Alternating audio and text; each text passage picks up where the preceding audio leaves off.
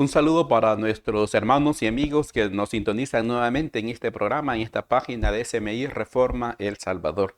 Que el Señor pues, pueda bendecirlos a cada uno de ustedes hasta sus hogares. Una vez más, en este día estamos transmitiendo un tema de mayordomía cristiana.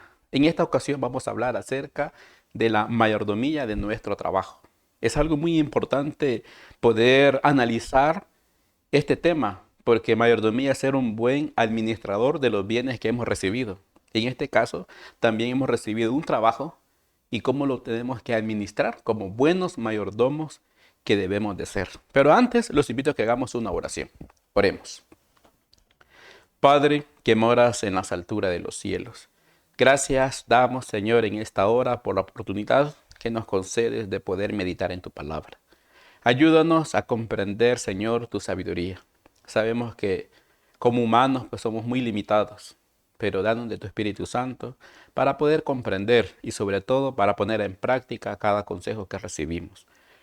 Suplicamos también el perdón de nuestros pecados, bendiciones para cada uno de tus hijos que sintonizan este programa, que este consejo de tu palabra, Señor, sea de mucha bendición y como una semilla que produzca frutos para una vida eterna.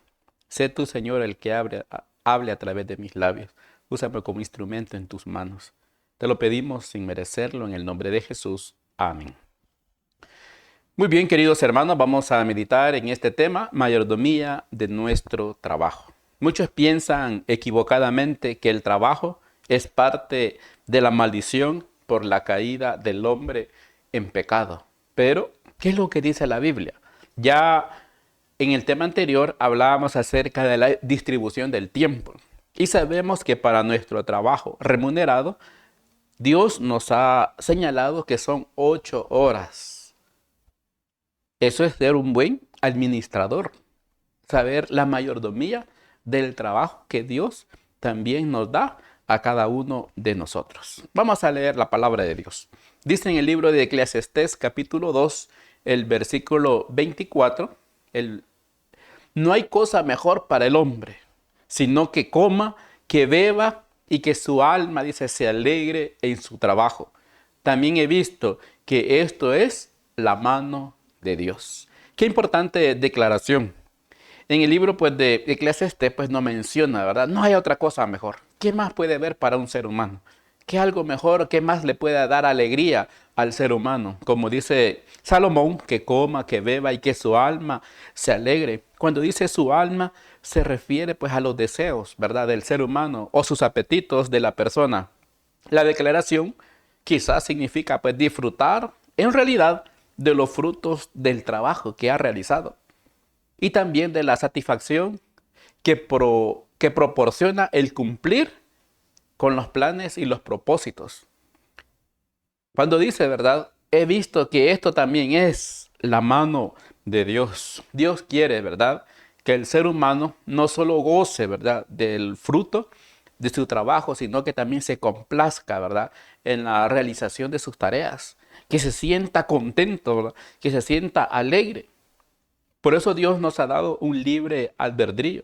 Cada quien pues elige qué es lo que va a hacer en su vida. Y es parte, ¿verdad?, de la preparación personal. ¿A qué se va a dedicar? Para poder ganar el sustento, ¿verdad?, diario. Pero lo que usted elija debe de hacer algo que lo motive a hacerlo con mucha alegría. Ese es el propósito, ¿verdad?, del Señor para cada uno de sus hijos. Ahora, analicemos. Si el trabajo no es una maldición, pensemos cuándo fue ese origen. Según Génesis capítulo 2, el versículo 15 dice la palabra de Dios de esta manera. Tomó pues Jehová Dios al hombre y lo puso en el huerto del Edén para que lo labrara y lo guardase. Así que había un propósito. Dios hizo al hombre a imagen, ¿verdad?, de él. Un hombre, ¿verdad?, perfecto, como dice el libro de Eclesiastés. Un hombre, ¿verdad?, salido de las manos del Creador sin ningún defecto. Y Dios sabía que para su felicidad necesitaba pasar ocupado en algo. Así que Él lo puso en el Edén, pero le dio una actividad. Le dijo para que lo labrara y lo guardase. Así que el hombre debía de usar sus facultades físicas y mentales para conservar el huerto en el mismo estado perfecto cuando lo recibió pues de las manos de Dios. Así tenía que conservarlo. El hecho, ¿verdad?, de que el trabajo físico será una característica deleitosa en la tierra nueva, según Isaías 65, menciona, ¿verdad?, la alegría de aquellos que plantan, ¿verdad?, que edifican. Eso indica de que el trabajo, cuando Dios se lo estableció a Adán, tenía un propósito para que el hombre pasara ocupado y que fuera feliz, no para que fuera una maldición. Ahora, Jesús también mencionó una declaración en el libro de Juan, según el Evangelio de Juan 5:17, y Jesús le respondió: mi Padre hasta ahora trabaja y yo trabajo. Qué interesante, hermanos, es poder analizar, ¿verdad?, esta declaración. Con estas palabras, Jesús aseguró a sus oyentes que Dios, que había creado al mundo, todavía estaba trabajando activamente pues en medio de ellos. ¿En qué forma? En todas nuestras actividades, como físicas, mentales y espirituales, todas dependen de Dios. En ese sentido, pues Jesús dijo: hasta ahora mi Padre trabaja y yo trabajo. Es interesante, hermanos, poder analizar, ¿verdad?, que a los moradores, ¿verdad?, del Edén, según Patriarcas y Profetas, la página 31, ¿verdad?, dice que a los moradores del Edén se les encomendó el cuidado del huerto para que lo labrasen y lo guardasen. Su ocupación no era cansadora, sino agradable.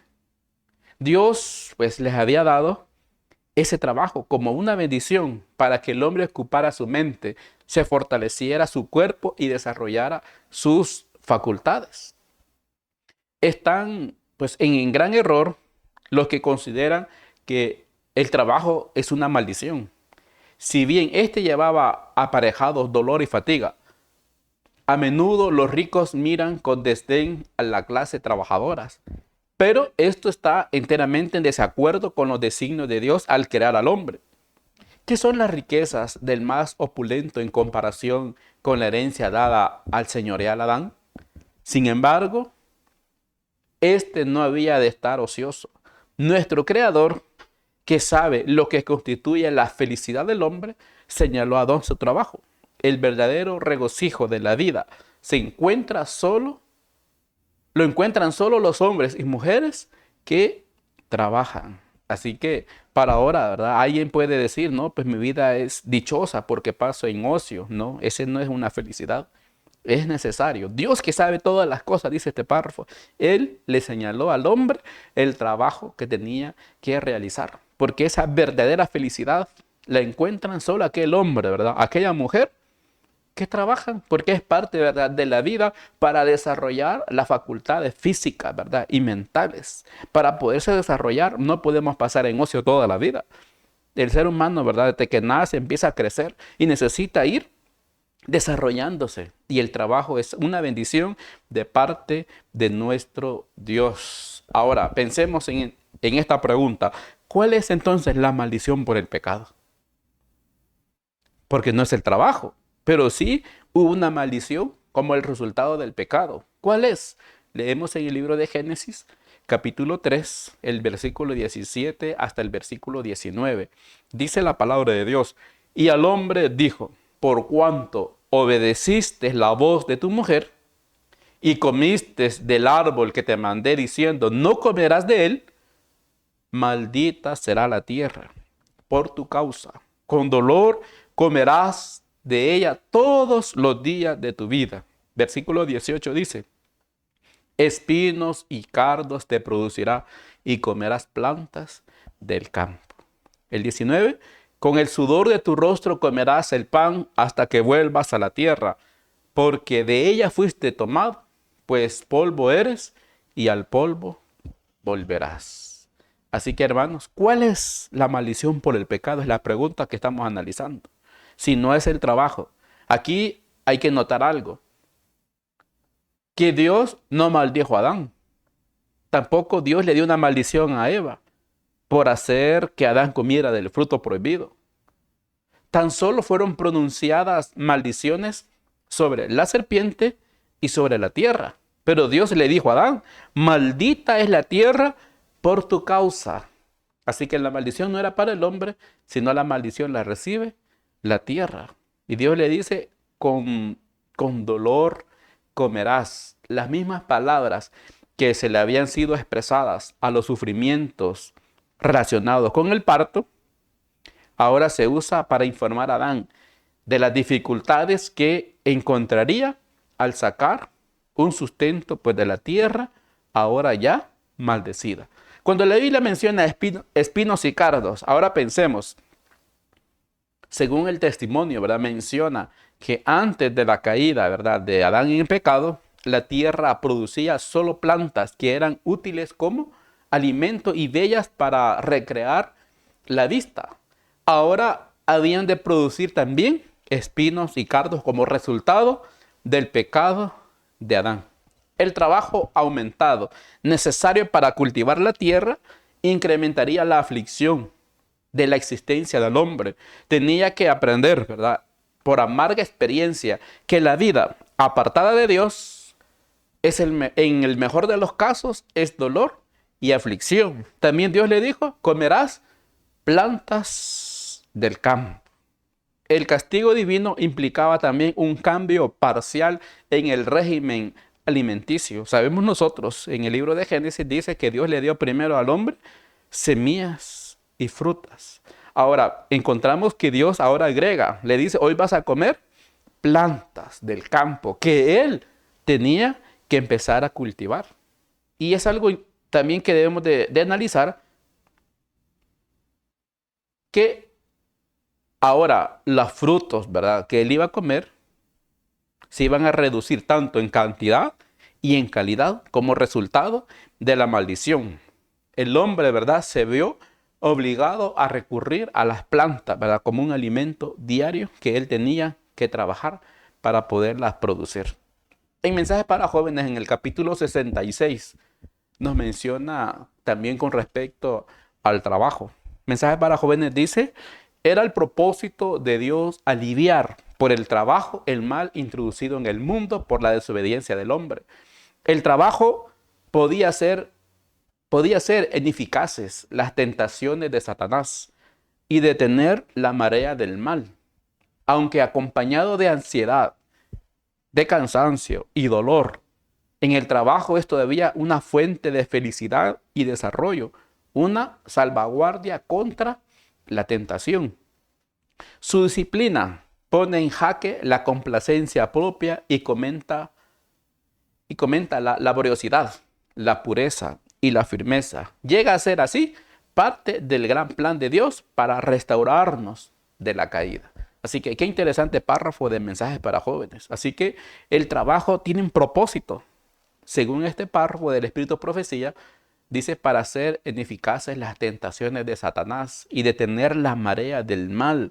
Ahora pensemos, ¿qué sucede con aquel que no dedica esas 8 horas para un trabajo remunerado? Leíamos en el tema anterior de que lo que dice el testimonio, mente desocupada es taller de Satanás. Así que es necesario. Dios nos dio, ¿verdad?, un trabajo para detener la marea del mal y de todas las tentaciones que el enemigo nos pone.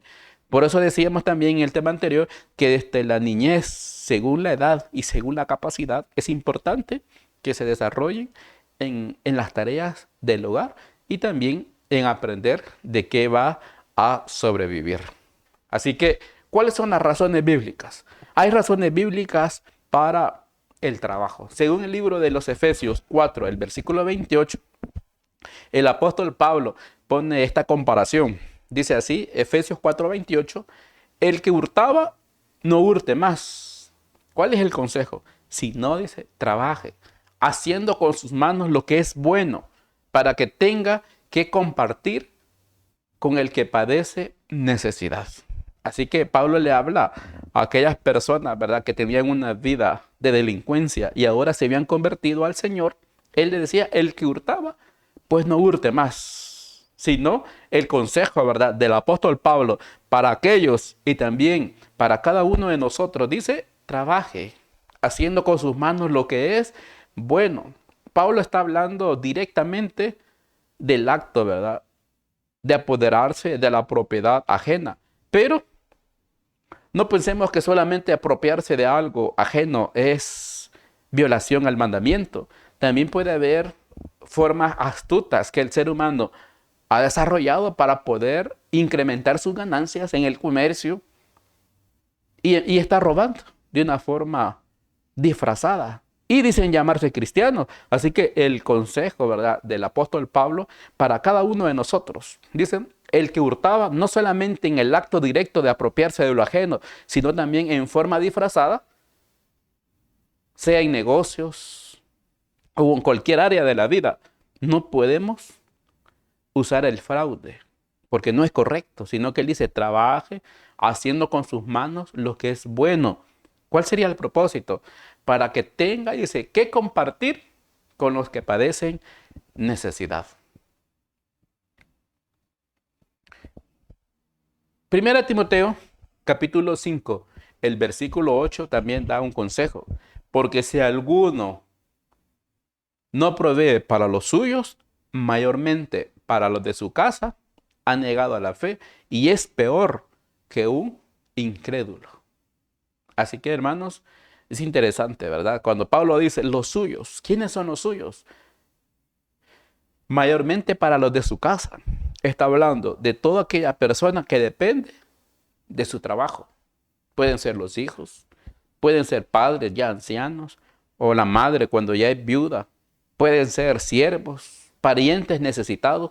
Todo ello incluye en la expresión aquel que no provee para los suyos. Para poder proveer es necesario dedicarse al trabajo que nosotros mismos hemos elegido para desarrollarnos. Y si no provee para los suyos, dice, es peor que un incrédulo. Ha negado a la fe. Hermanos, es interesante poder analizar esta declaración, ¿verdad?, del apóstol Pablo, porque todos tenemos también responsabilidades. Y si no proveemos para los de la casa, para las personas necesitadas, estamos negando lo que profesamos. Y la comparación, ser peor, ¿verdad?, que un incrédulo. Mensajes para jóvenes en el capítulo 66 también menciona que el trabajo juicioso es tónico para la familia humana. Hace fuerte a los débiles, ricos a los pobres, felices a los desgraciados. Satanás está en acecho, listo para destruir a aquellos que en su tiempo libre le dan oportunidad de acercarse a ellos bajo un disfraz atrayente. Nunca tiene más éxito que cuando se acercan a los hombres en su hora de ocio.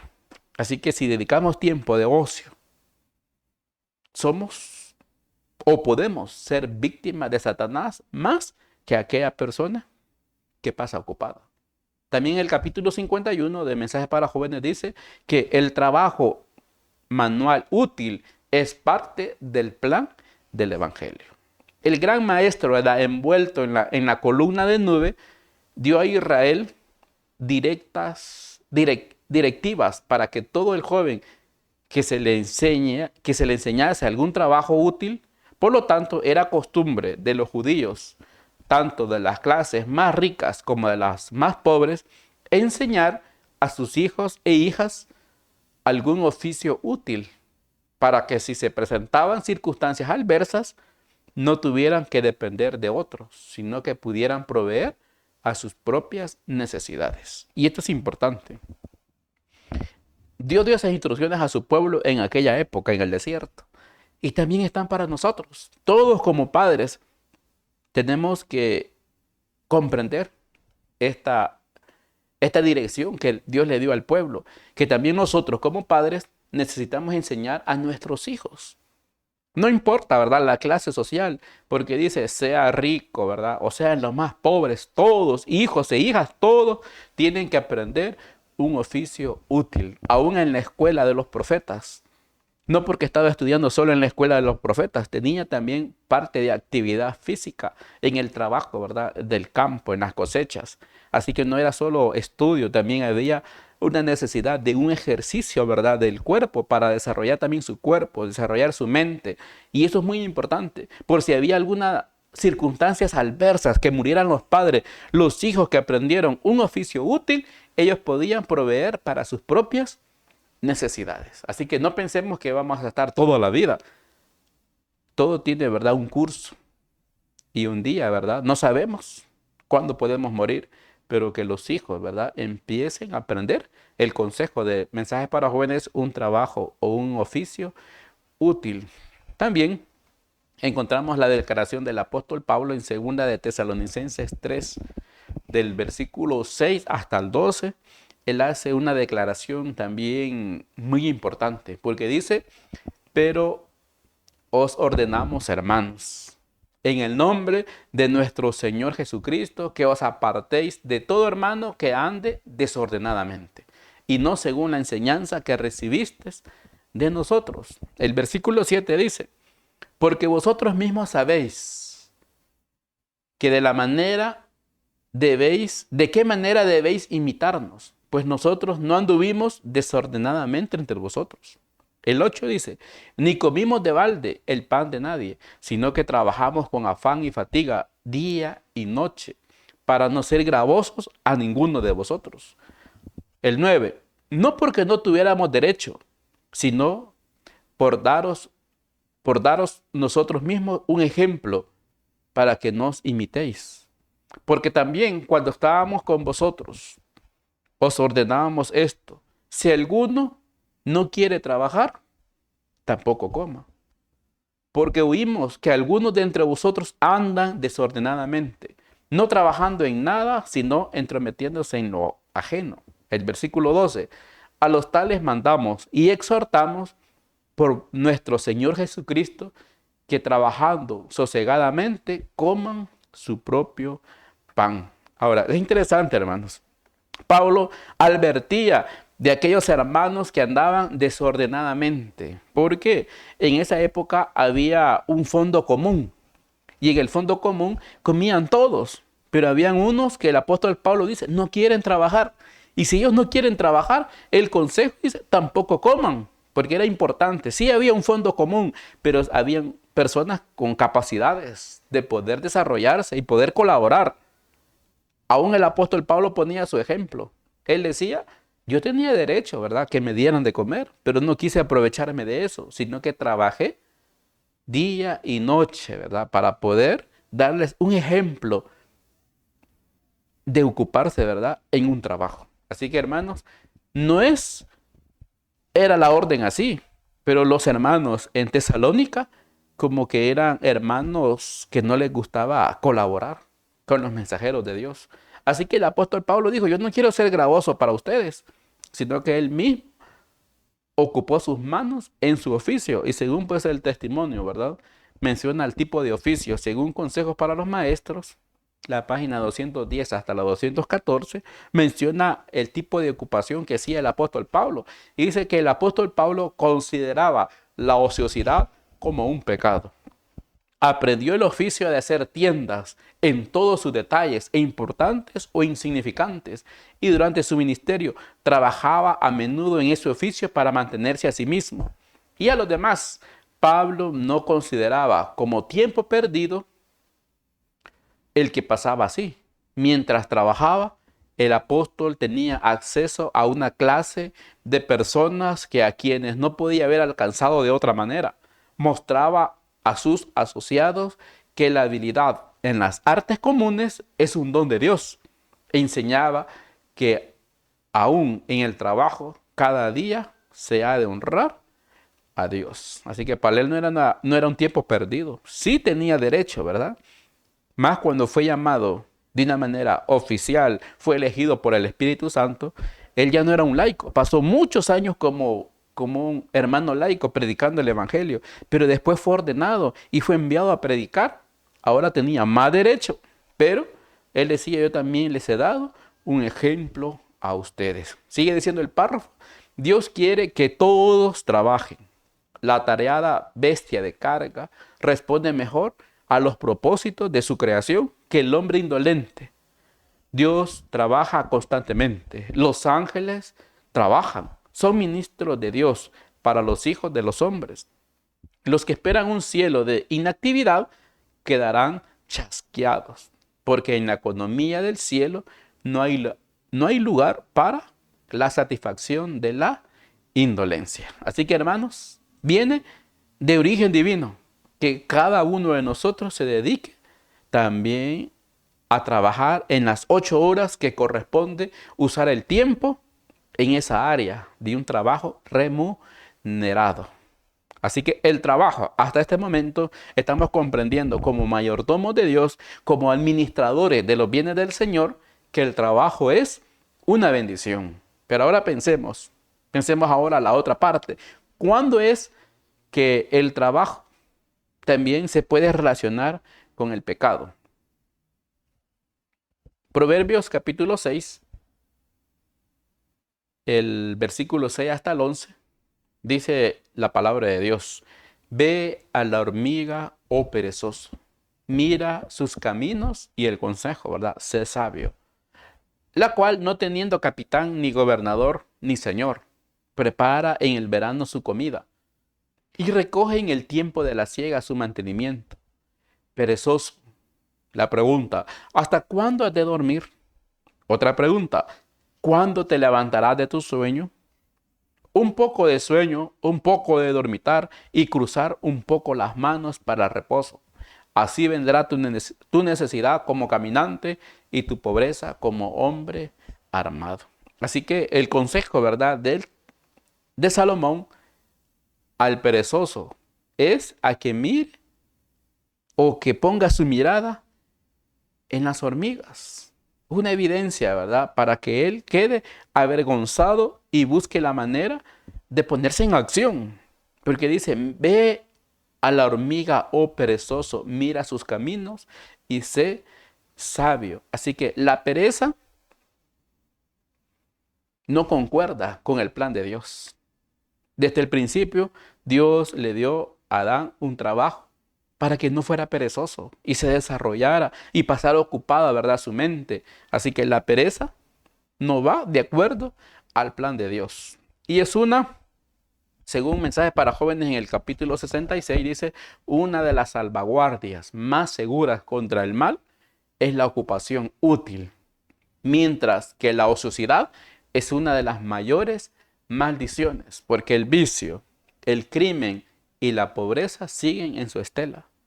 Los que están siempre ocupados, que atienden alegremente sus tareas diarias, son los miembros útiles de la sociedad. Por el cumplimiento fiel de los deberes que hayan en su senda, hacen que su vida les beneficie a ellos mismos y a otros. El trabajo diligente los guarda de muchas de las trampas de aquel que haya siempre alguna ocupación para sus manos ociosas. El agua estancada no tarda en corromperse, pero un arroyo que fluye imparte salud y alegría por la tierra. La primera es símbolo de los ociosos y el segundo de los laboriosos. Así que esa agua estancada es un símbolo de alguien ocioso. El agua estancada, dice, no tarda en corromperse. Y un arroyo que fluye, ¿verdad?, es un símbolo de aquel que es laborioso. Así que todo el crimen, ¿verdad?, dice el vicio, el crimen, la pobreza y todos los vicios, ¿verdad?, malos, son los que siguen en su estela, porque Dios dio una ocupación que es la salvaguardia más segura contra el mal. Ahora, el trabajo es una bendición, pero ¿cuándo o en qué momento el trabajo también se puede convertir en pecado?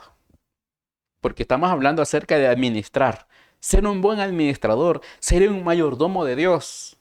¿Cuándo el trabajo, que es una bendición, se puede convertir en pecado? Según el libro de Deuteronomios capítulo 8, versículo del 11 al 15, habla acerca del orgullo que puede llegar a tener el hombre por el resultado de su trabajo. Dice el versículo 11 de Deuteronomios 8, cuídate, fue la orden, ¿verdad? Cuídate de no olvidarte de Jehová tu Dios, para cumplir sus mandamientos, sus decretos y sus estatutos que yo te ordeno hoy. Versículo 12. No suceda que comas y te sacies y edifiques buenas casas en que habites. Versículo 13. Y tus vacas y tus ovejas se aumenten, y la plata y el oro que se te multipliquen, y todo lo que tuvieres se aumente. Versículo 14. Y se enorgullezca tu corazón, y te olvides de Jehová tu Dios, que te sacó de la tierra de Egipto, de casa de servidumbre. Versículo 15. Que te hizo caminar por un desierto grande y espantoso, lleno de serpientes ardientes y de escorpiones y de sed, donde no había agua, y él te sacó agua de la roca del pedernal. Así que, hermanos, ¿cuándo? Dice, ¿verdad? La pregunta, ¿cuándo? Si el trabajo es una bendición, ¿en qué momento se puede convertir en orgullo? Bueno, en las posiciones que podamos tener. Porque dice, cuídate de no olvidarte de Jehová. El ser humano que pasa más tiempo ocupado en el trabajo puede llegar a olvidarse de Jehová cuando no respetamos la mayordomía del tiempo. Por eso es importante comprender la mayordomía del tiempo, cómo destruir el tiempo. Las 24 horas que Dios nos da diariamente a cada uno de nosotros, tenemos que saber ordenarlas y ocupar el tiempo en lo que se debe. Las 8 horas de trabajo, si ocupamos más tiempo para saciarnos, dice, y edificar buenas casas. No es malo que alguien edifique una buena casa, no es malo. Todo bajo la orden divina y en obediencia a la mayordomía que Dios nos enseña.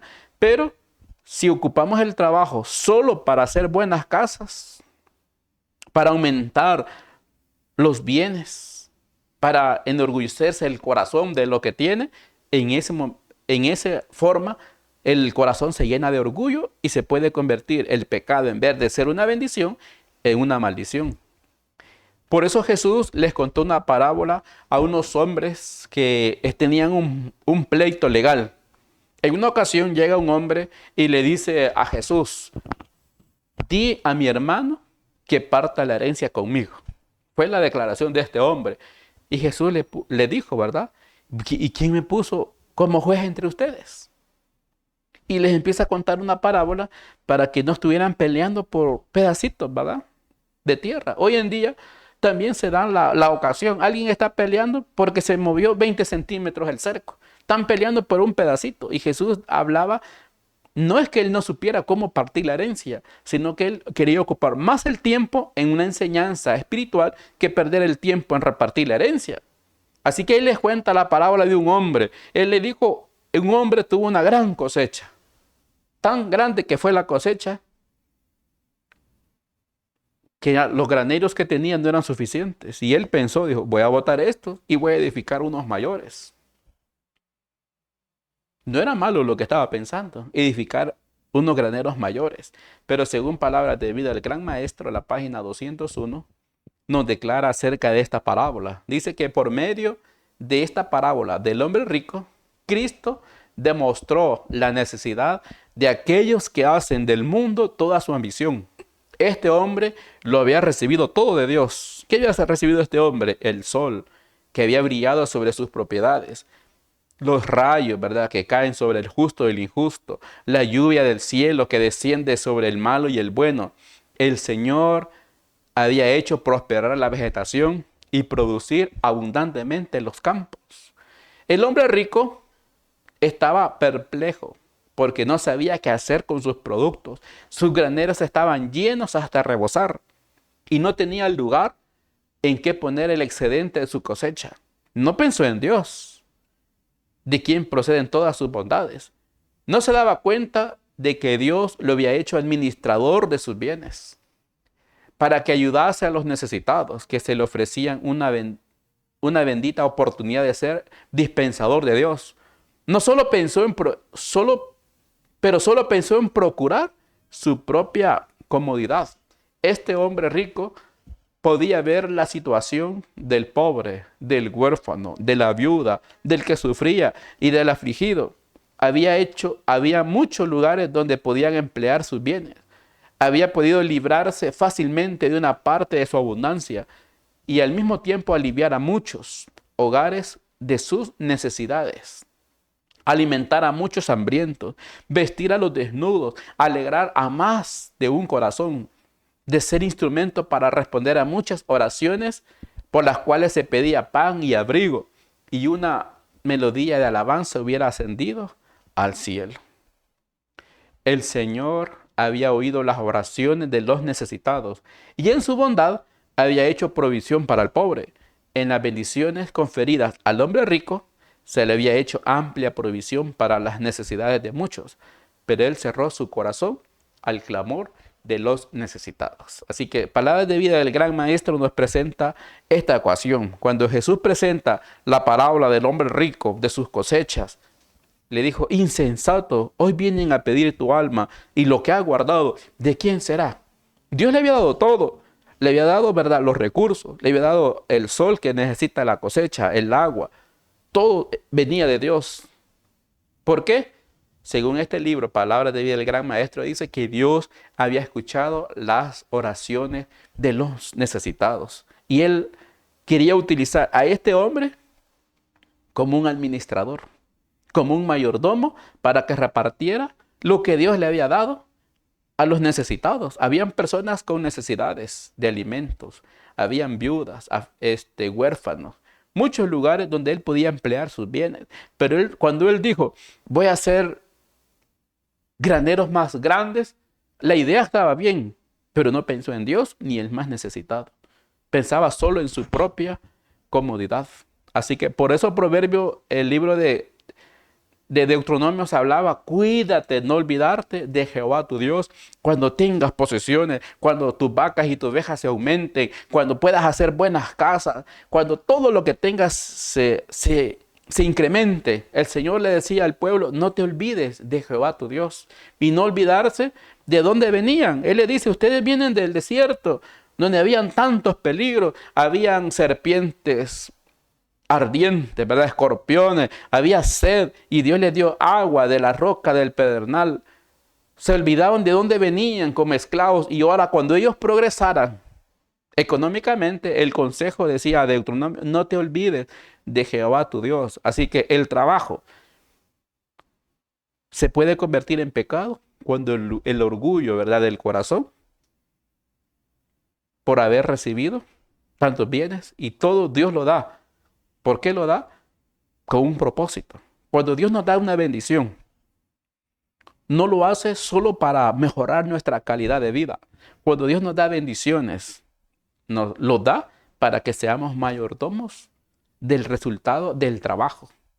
Si Él nos da algo para prosperar, es para que seamos buenos administradores y ayudar a las necesidades que están a nuestro alrededor.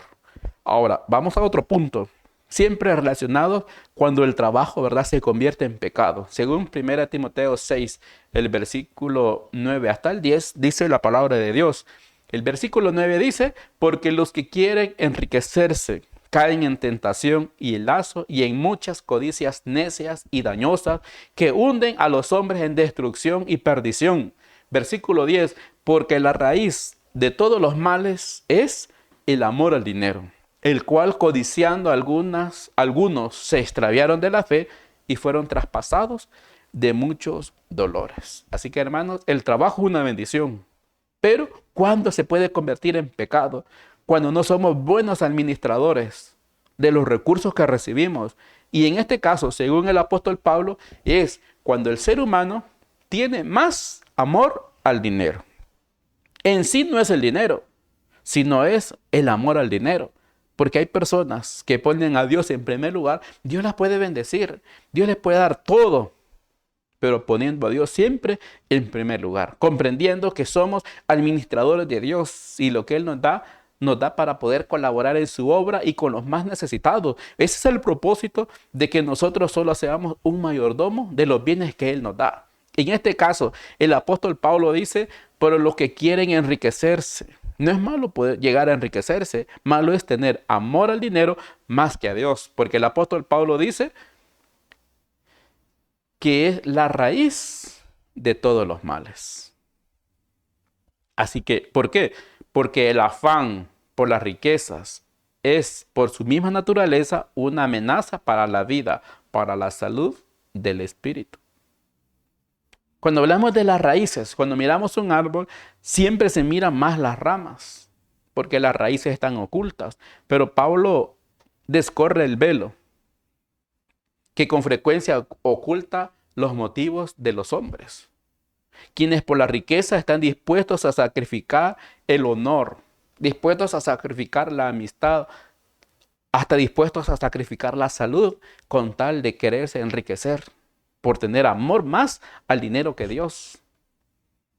Así que la raíz principal del amor al dinero es la causa de muchas de las desgracias de este mundo, de aprovecharse de los demás, de aprender con astucia cómo poder sobresalir y engañar a los demás.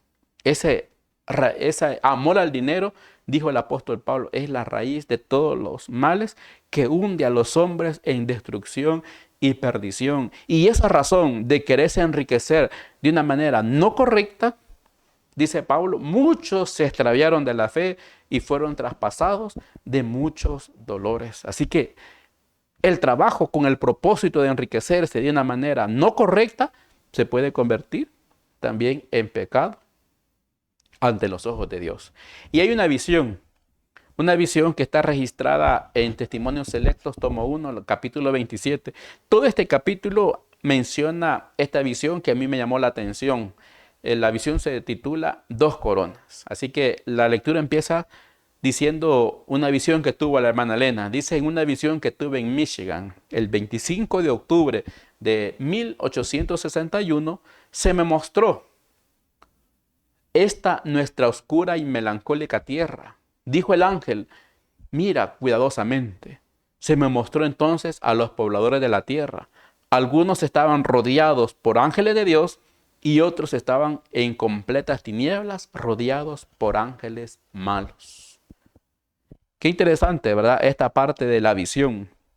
Uno dice estaban rodeados por ángeles de Dios y otros por ángeles malos. Estaban en completa tiniebla. Dice: vi un brazo que bajaba del cielo sosteniendo un cetro de oro, en cuyo extremo había una corona cuajada de diamantes que dependía cada uno de ellos una brillante y clara y hermosa luz.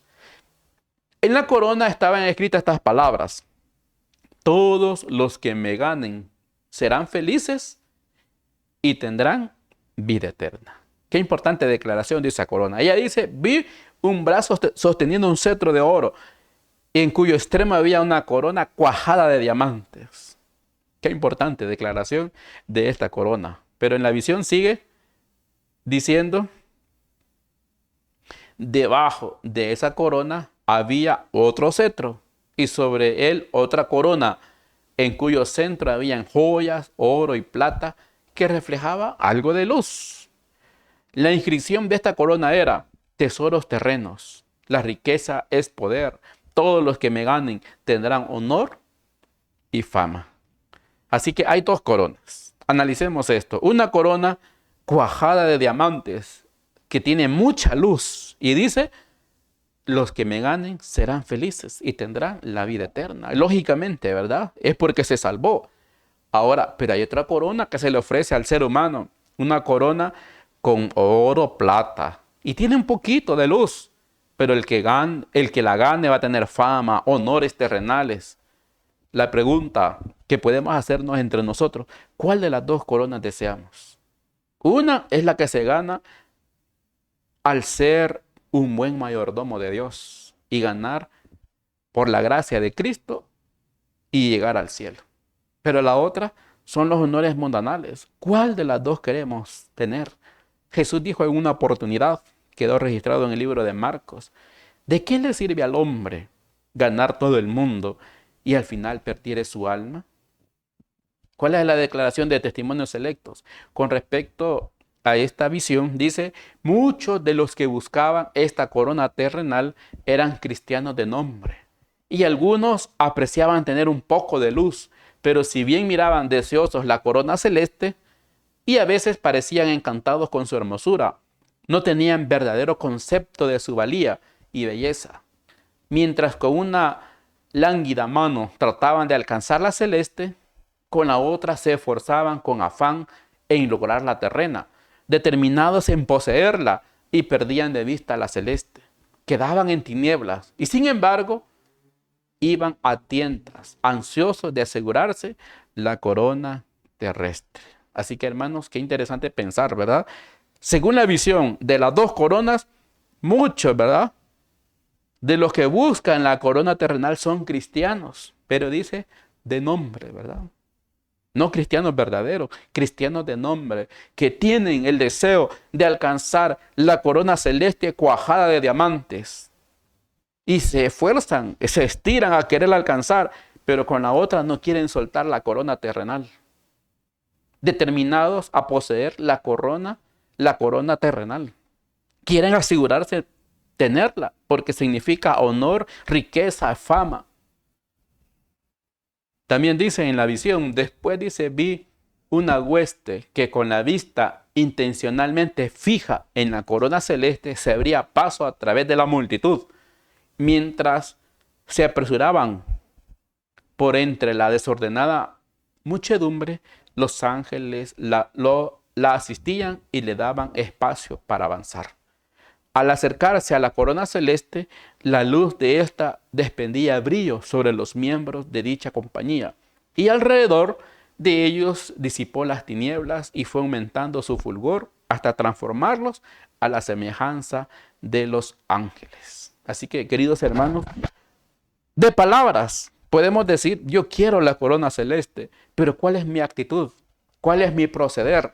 El capítulo es largo y explica muchas cosas importantes, porque explica de aquellos que van tras la corona celeste, los que están con la corona terrena, le tiran pelotitas negras, pero ellos no hacen caso de las pelotitas negras, sino que ellos siguen firmes hacia la corona celeste.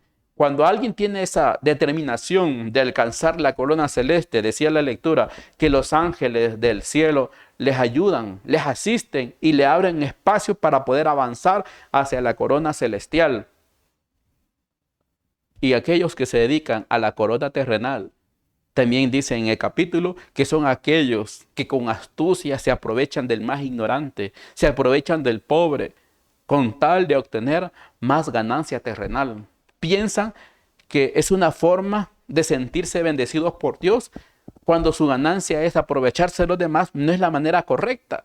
Aquel que se abre espacio para avanzar a la corona celestial, dice que también su fulgor puede ir aumentando hasta transformarlas a la semejanza de los santos ángeles. Así que depende de cada uno de nosotros. ¿Queremos aprovechar la oportunidad solo para enriquecernos? Si hay un propósito de ser un mayordomo, con el fruto del trabajo es para saber administrar los bienes del Señor. Pasamos a otro punto. ¿Cuándo es que el trabajo también se convierte en pecado? Según Éxodo capítulo 20, el versículo 9 hasta el 11, encontramos nosotros el cuarto mandamiento. Dice así: 6 días trabajarás y harás toda tu obra, mas el séptimo día es día de reposo para Jehová tu Dios. No hagas en él obra alguna, ni tú, ni tu hijo, ni tu hija, ni tu siervo, ni tu criada, ni tu bestia, ni tu extranjero que está dentro de tus puertas, porque en 6 días hizo Jehová los cielos y la tierra, el mar y todas las cosas que en ellos hay, y reposó en el séptimo día. Por lo tanto, Jehová bendijo el día del reposo y lo santificó. Esta es la declaración del cuarto mandamiento, pero estamos estudiando la parte cuando dice, ¿cuándo el trabajo se convierte en pecado? Cuando hay un trabajo sin descanso. Dios dejó todo establecido. Dios le dijo al ser humano que el séptimo día es día de reposo para Jehová tu Dios. El consejo: 6 días van a trabajar. ¿Y cuánto tiempo? 8 horas de trabajo diarias por 6 días. Ahora, el hombre que quiere enriquecerse no quiere descansar ni un día especial establecido por Dios. No es el día que cualquier persona elija. Hay personas que dicen, no, yo descanso el martes porque empiezo a trabajar miércoles y séptimo me cae martes. No es así. Dios fue muy específico en esto. Él dijo el séptimo día. Según la versión de la Biblia, otra dice el sábado. Es el séptimo día, día de reposo para Jehová tu Dios. No para quedarse tampoco descansando en la casa, porque hay casos de que alguien trabaja 6 días, pero el día sábado se quiere quedar descansando. El día sábado es para reconocer a Dios como creador de todo lo que existe. Por eso el versículo 11 dice, porque en 6 días hizo Jehová los cielos y la tierra, el mar y todas las cosas que en ellos hay. Y nos dio un ejemplo, ¿verdad? Porque reposó en el séptimo día, por lo tanto Jehová bendijo el día de reposo y lo santificó. Cuando hay un trabajo sin descanso de los 7 días de la semana, entonces el trabajo se convierte en pecado. Pero no tenía ese propósito, el propósito de que el trabajo es una bendición para el desarrollo del ser humano. Ahora, otra parte más, y es la última, cuando el trabajo se convierte en pecado. Según Levítico 19, el versículo 13, el consejo dice, no oprimirás a tu prójimo, ni le robarás. No retendrás el salario del jornalero en tu casa hasta la mañana. Qué importante, ¿verdad? Cuando también se puede convertir en pecado. Cuando como patrón, ¿verdad? O como jefe, le gusta explotar a los trabajadores. O le gusta retener el salario. Si el jornalero trabaja, aquel que busca trabajo, es porque tiene necesidad. Así que el salario, ¿verdad?, debe pagarse regularmente como las deudas, cuando corresponde en el día acordado. Además, es una falta de honradez el retener los salarios convenidos. Al pagar, pues el pago de una deuda justa o demorar el pago de las obligaciones en forma indebida, eso pues desagrada a Dios. Y lo pudiéramos leer en Deuteronomio 24. Todo lo que a Dios le desagrada al retener el pago, que ya fue un trato que tenemos, un acuerdo. Además, el dejar pasar el tiempo designado para pagar un compromiso sin hacer arreglos satisfactorios con el acreedor es un fraude de la peor clase y presenta como irresponsable e indigno de confianza a quien lo hace. Así que, queridos hermanos, el trabajo es una bendición. Nosotros somos mayordomos de Dios. Somos administradores de los bienes que Dios nos da. Si el Señor nos dio un trabajo, es para mantenernos ocupados y podernos desarrollar mental y físicamente. Recordando que son 6 días a la semana por 8 horas y el séptimo para reconocer a Dios como creador de todo lo que existe. Así que el trabajo honesto también es un acto de adoración a Dios. Por eso tenemos que ser un buen mayordomo. ¿Cuál es el consejo? Seamos un buen trabajador. Otro consejo, el trabajo que elegimos, hagámoslo con alegría. Hagamos siempre lo mejor que podamos. Primero, para agradar a Dios y para quien pueda trabajar. Y comprendiendo que ante los ojos de Dios tenemos que salir bien en nuestra mayordomía. En este caso, del trabajo. Que el Señor pues pueda bendecir su palabra y a cada uno de los hermanos y amigos que sintonizan este programa. Vamos a finalizar con una oración.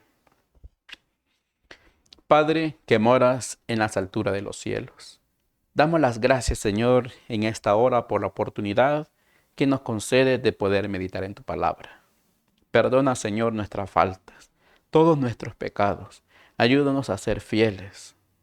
Ayúdanos a ser buenos administradores, aún en las horas de trabajo. Ayúdanos a ser responsables en el trato que hemos hecho. Ayúdanos a ser fieles contigo, Señor, para poder ser fieles también en nuestros compromisos terrenales. Ayúdanos a reflejar luz que te hemos conocido, a dar un buen testimonio de que somos hijos tuyos. Te pedimos, Padre, bendiciones por este programa de consejos de mayordomía cristiana. Ayúdanos a comprenderlos y sobre todo a ponerlos en práctica. Perdona, Señor, todas nuestras faltas, nuestros pecados, que como humanos sabemos que cometemos muchos. Transforma nuestras vidas, Señor, a tu semejanza. Sé tú nuestro guía y como un alfarero para que nos puedas moldear de acuerdo a tu voluntad. Lo pedimos sin merecerlo en el nombre de Jesús. Amén. Así que, queridos hermanos, de esta manera hemos finalizado el programa de este día. Los invitamos para el próximo, donde seguiremos dando consejos acerca de la mayordomía cristiana. Bendiciones para todos.